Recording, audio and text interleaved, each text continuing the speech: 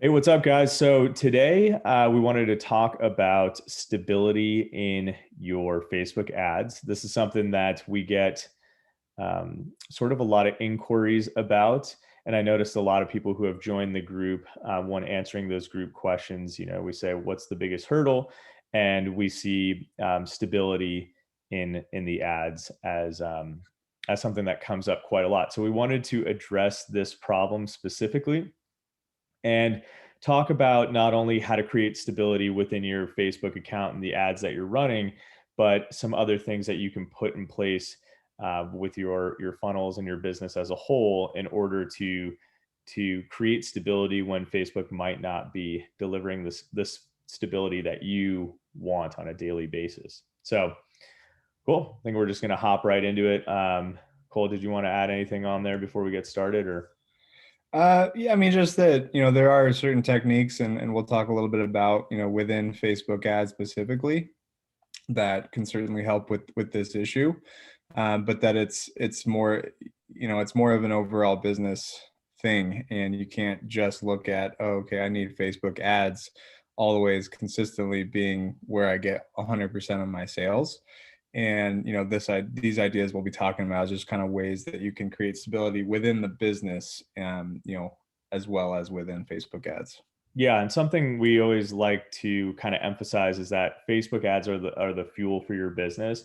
And then when you have things properly structured with your business, sometimes you're not getting the fuel that you want on a certain day, but the flow that you've created and the structure that you've created with your business kind of compensates for that. But anyhow, in terms of actually getting stability out of your Facebook ads, specifically within your account and the ads that you're running, we've talked about testing, and when you find ads that test well and get you a great results and you move those into a proper top of funnel campaign, you're still going after cold audiences. So the top of funnel campaigns that you continue to launch, those are going to be, let's say, the least stable out of the rest of your campaigns, because they're going out to cold audiences. And so one day you might have a killer day, and then the next day you might not have that good of a day. And you need to kind of, you know, keep your eye on that, of course, but you need to understand that once you set up your mid funnel and bottom of funnel, those things are there in order to kind of capitalize on what you missed. So a good example is, let's say you were spending $1,000 a day on your top of funnel campaigns. That means, hundreds, if not thousands of people are clicking on your ad and going to your website, and you're getting X amount of conversions, right? But the offshoot of that, the people who don't convert, are going to your mid and bottom of funnel.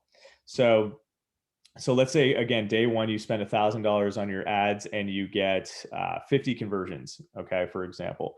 Then the next day, you're spending $1,000 on those top of funnel ads and you only get 25 conversions or 20 conversions. And at first, you're like, man, this sucks. But what it's doing, what's happening really is that top of funnel is then pushing down to the bottom of funnel, to the middle and bottom of funnel. And then you were able to kind of recapture those losses in the middle and bottom of funnel too. So that's why it's really important to have the middle and bottom built out as you're scaling higher and higher with your top of funnel campaigns, so that even if you have bad days with your top of funnel campaigns, they're pushing the people who didn't convert into the middle and bottom of funnel, and creating those conversions for you. So just having a top, middle, and bottom of funnel structure for your overall campaigns is going to create a whole lot more stability for you as you go to scale. And even if you're working with small budgets right now, implement a middle and bottom of funnel, but just do it at a lower, sort of the daily budget that is appropriate for what you're doing and for what you have for your top of funnel. So we Yeah. kind of like to look at it like, if you're spending $100 a day, let's say on a top of funnel, you're only going to be spending like $5 to $10 a day on your mid and bottom of funnel, because $100 a day is not that much activity to push down to the middle and bottom. Yeah, I would say somewhere in the 10 to 20% range for the middle. So, if $100 a day on top, maybe spending 10 to $20 a day on middle, and then probably 5 to 10% on bottom. Yeah. But a couple notes on that as well. Just to Q's point, I'm sure you guys have heard a lot within marketing, educational videos or group programs, whatever it might be that you guys have done about touch points. And really what the middle and bottom of funnel advertising on Facebook does is create more touch points, right? So we're not always going to convert cold traffic on that first touch point the first time they see one of our ads. And so all we're doing with this retargeting is giving ourselves more opportunities and more touch points with these people to convert them, which is where you're going to get that stability. The other thing I wanted to say is within the cold traffic and the top of funnel itself, the more audiences that you are running to and the more winning audiences you have in your top of funnel, the more stability you're going to have, right? If you've only found two cold audiences that you convert from, it's going to be really, it's going to fluctuate a ton on a day-to-day basis on, if you're converting people on that from that audience on the cold traffic. But if you found, if you're continuing to test, that's why we say always be testing, always continue to do those testing and find new audiences. Because if you've found 10 to 20 different interest-based audiences that you are running cold traffic to, then you have a much better chance on a daily basis to Yeah. be converting at that top of funnel. Yeah, I think like at any given time, we have for any given project, really, we have about 4 to 5 CB or 3 to 5 CBO campaigns that are scaling. So maybe spending $300 to $500 a day. So that's 3 to 5 of those spending 3 to 500 a day, and one of those will usually bomb on a certain day, on one day, and the other ones kind of make up for that. And so there is that fluctuation is there where some lack and some really progress and some lack and some progress. And so this changing happens a lot. And to Cole's point is the more that you have built out there, the more stability that you can create, especially in that top of funnel. Yeah, that's a kind of a way to beat it there.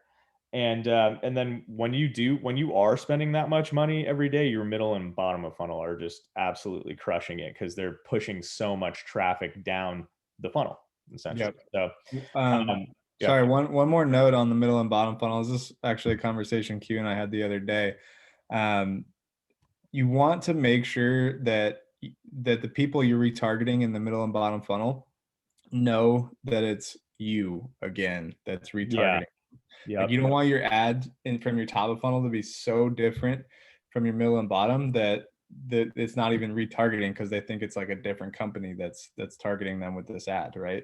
sure. You want some of that that kind of creative rollover, if you will, that allows the retargeting to quickly like allow the people to quickly identify you as that same person that they saw the ad from the other day.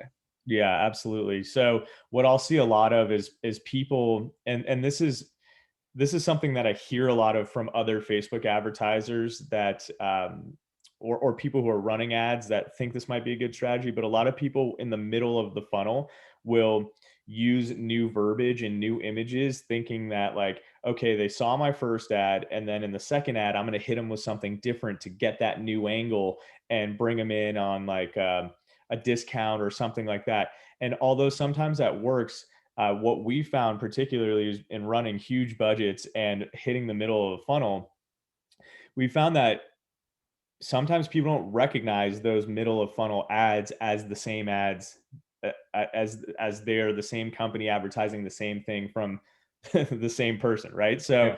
So yeah, to your point, the recognition is huge. So if you use a certain image in your top of funnel ads and a certain verbiage, and we've tested this so much, a lot of times we'll just run the same exact ad in the middle and the bottom of funnel. So that person can't get away from that exact ad, right? And they recognize it instantly everywhere they're going.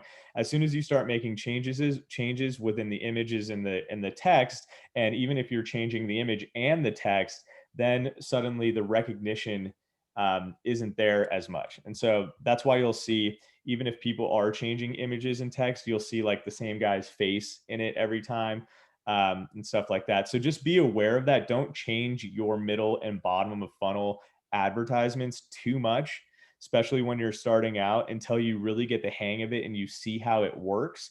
and then you can start experimenting by adding new creatives in as you go. But if Yeah. you're, if again, if I were to coach you right now, it would be like, take what's working and put it in top, middle, and bottom, and like let's see that through, and watch the money come in and watch the funnel happen, and then we can make adjustments when things aren't working as well as we want them to.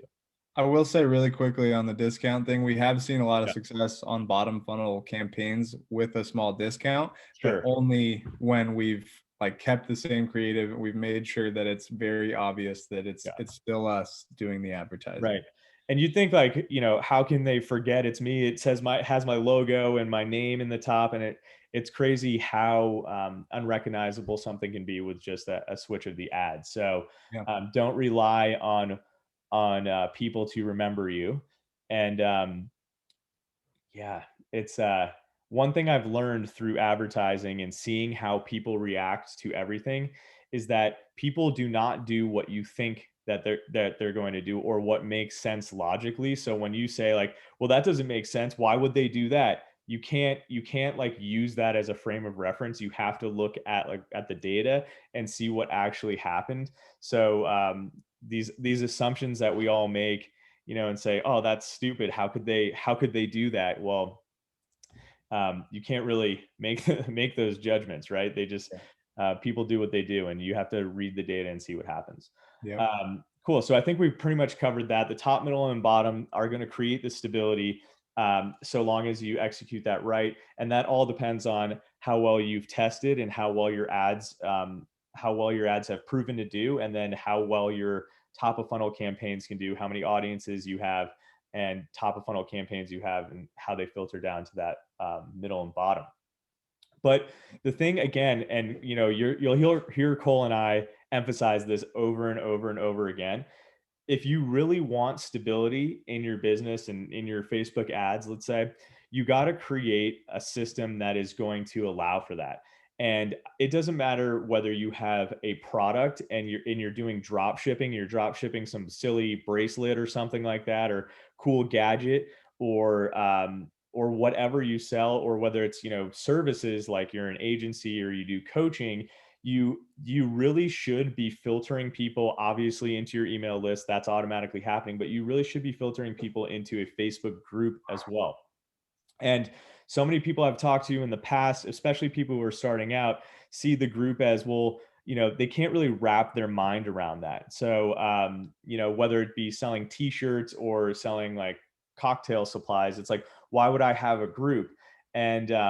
And the answer to that is like, why wouldn't you have a group? To have a whole community where your customers are hanging out, where you can start new conversations, ask questions about what would be good new products to offer to them, have people drop their own content in there, and start conversations with your brand name being like sort of the the host of these conversations. There's no reason to not do that. And then there's just so many more benefits to have that. And when you do have something like that in place in combination with an email list, you'll start making sales automatically without the advertisements, sort of like having to run. So this is income that's happening in combination with what you're running in your ads, which alleviates a lot of stress and pain if you are having many ups and downs with your ads, right? So you have to look at, what systems can I build out in the back end that are going to create more stability for me, that are outside of Facebook. And I feel like a lot of people don't really consider that when they're running ads. Yeah, I mean, at the end of the day, guys, Facebook ads is a customer acquisition system. You guys are acquiring new customers. Sometimes we're selling repeat, we're creating repeat customers with Facebook ads and retargeting, but for the most part, we're acquiring new customers with Facebook ads. And to Q's point, we have to have the systems in place, the emailing, consistent emailing. Facebook group is a great one. We have to have those systems in place to raise the lifetime value of the customers that we're acquiring through Facebook ads. And there's going to be certain days that we do really well with our customer acquisition. We make a bunch of money, and that's fantastic. And there's going to be days where we lose money on Facebook ads because of the inconsistency of it, and because of cold audiences and everything that goes into that. And if we don't have those systems to continually raise lifetime value, you're going to be very reliant on a inconsistent platform for acquiring customers to make all of your profits in that one go on the front end. And that's just not, it's not how you build a stable business. Yeah, and the whole thing is like how again back to stability. How are you going to outside of Facebook ads create stability in your business? How are you going to get those repeat customers?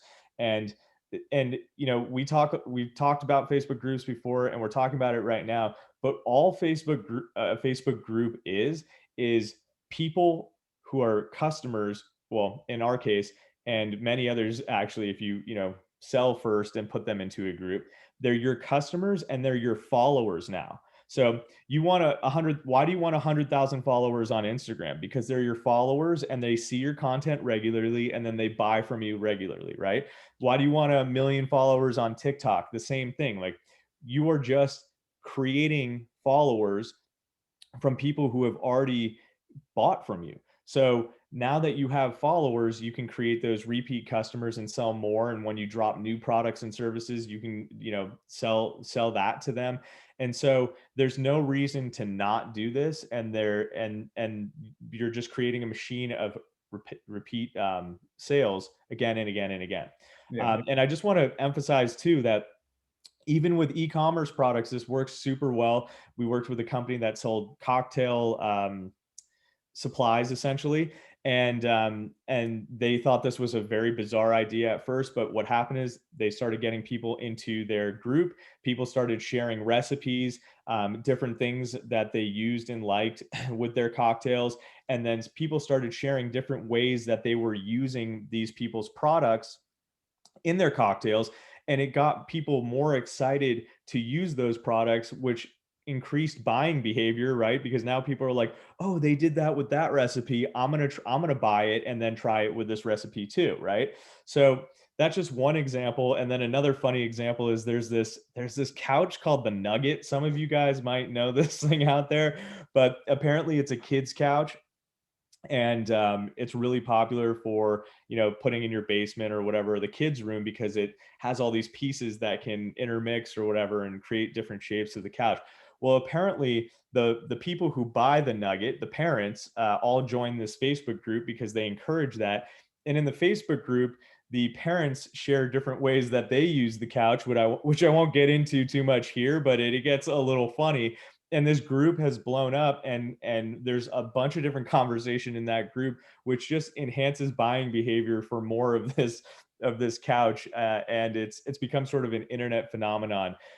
So this company now is getting all this, or has gotten all this free press, and free marketing online from people talking about them and sharing this just because they had a Facebook group. So really want to emphasize that point is, you know, don't stop at the customer acquisition. Keep going, whether it be through email marketing, or your Facebook group, and keep coming up with new ways that you can resell your products that you already have, or create new products to bring into the marketplace, but bring to your customer base that you have in place already.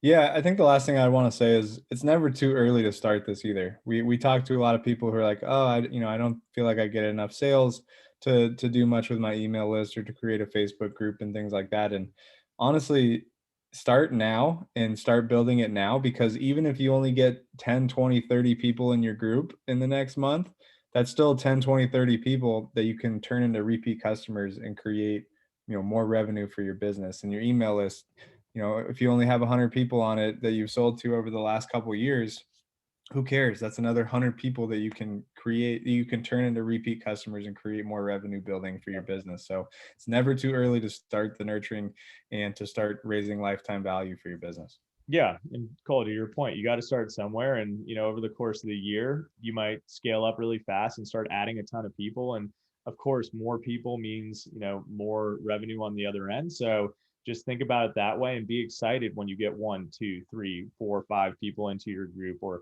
30 people into your group in the month. So Yeah. you want to be excited for every acquisition that you get, and think about where you can take that. So Cool. I hope this was super helpful for you guys in terms of creating more stability in your business, and particularly with Facebook ads, because that's how we're all acquiring customers here. If you guys have any questions or comments, go ahead and drop it in the comment section below.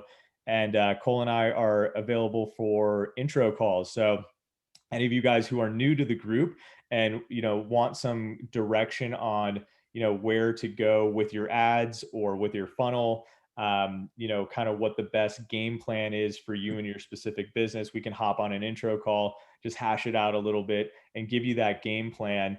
And this is a no pressure call. We just want to hop on, get to know you, and learn a little bit more about your business. And if we can help you with one of our coaching programs, then great, then we'll do that.